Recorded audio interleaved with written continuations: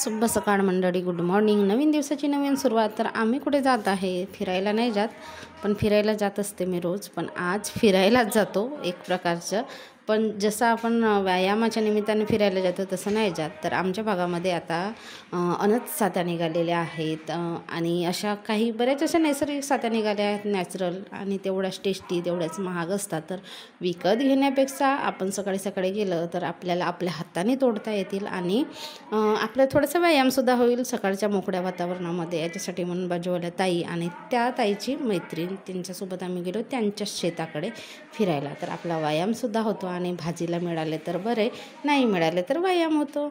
असं जंगलामध्ये आपण फिरायला गेलो तर मिळतच नाही, कारण आपण इकडे तिकडे कुठे पण पाहत असतो आणि त्या लोकांना माहीत आहे नेमक्या ह्याच ठिकाणी मिळतात किंवा ह्याच ठिकाणी फुटतात, तर ते बरोबर जातात आणि आणतात.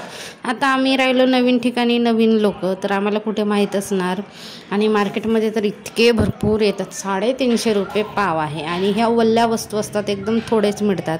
आणि एक गोष्ट सांगते, पुढे जाऊन आमच्या व्हिडिओमध्ये तुम्हाला ऐकायलाच भेटेल. तर आमच्या विदर्भातल्या बायका 90% बायका खर्रा खातात आणि बऱ्याच अशा 70-80% बायका गुडाखू घासतात.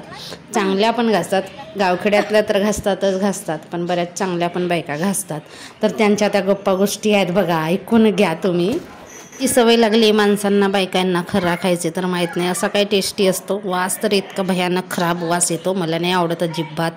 पण माहीत नाही बायकांना कसं कसं खावंसं वाटते. आणि तुम्हाला एक सांगू, खर्ऱ्याची क्वांटिटी थोडीशी असते तरीसुद्धा इतका महाग असतो. पहिले 30चा येत होता म्हणतात खरा, आता 40चा झाला. आणि एवढा महाग असूनसुद्धा लोक खातात आणि आम्ही गरीब आहो म्हणतात. मग कुठले गरीब दिवसाला 40 रुपयाच्या 1-2 खर्रे खातात. इकडे सीताफळाची झाडं नाही आहेत.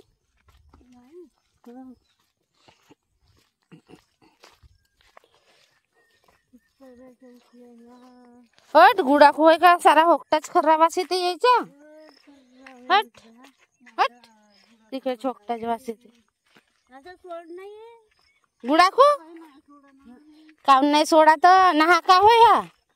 हा हा हा, परमात्मा वालेच तर का होय तर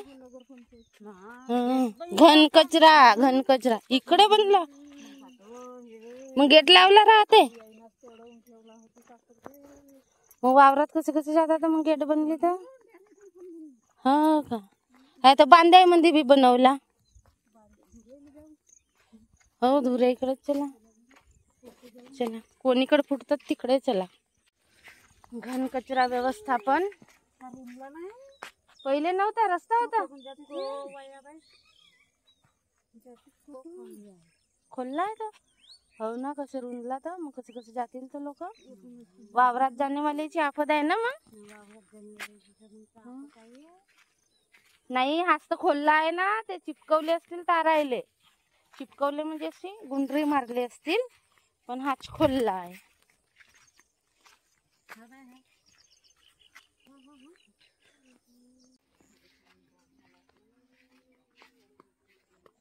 आत्ता वाजले सकाळचे 6 वाजले. 8 जाऊन घरी.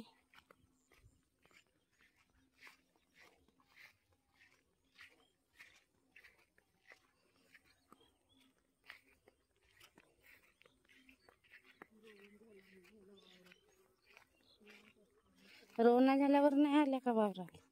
हेच तर लाकडं आहे त्याच्या वावरात, फोडून नेलं तर.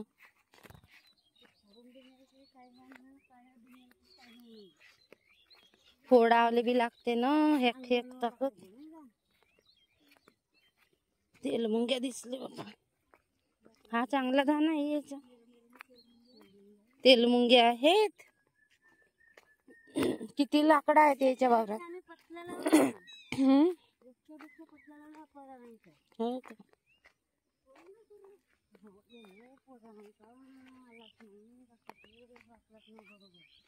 तर आलेच नाही ना ह्या वर्षी, परेच नाही वापले लोकांच्या बरोबर.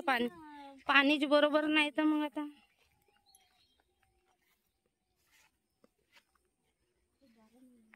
डारा डोरा म्हणजे बिना राहटीच्या जाग्यामध्ये वागतात. 2 ठिकाणी अनतसात्या मिळाल्या होत्या. इतके मिळाल्या होत्या की भरपूर 15-20 किलो तरी निघाले असतील. पण त्याचा काही उपयोग नव्हता, कारण ते फुलं झाले होते. फुलं झाले की लगेच बारीक बारीक असे किडे लागतात. तरी आम्ही थोडंसं चांगले बघून आणलं होतं, पण घरी येईपर्यंत अजूनच मग त्याच्यात म्हणजे पटकनच खराब होतात. जसे फुलं झाले ना तर ते सात्या पटकन खराब होतात, बारीक किडे लागतात आणि मग सडतात. ते म्हणजे वेगळेच होतात, ते खाण्याचे योग्य राहतच नाही.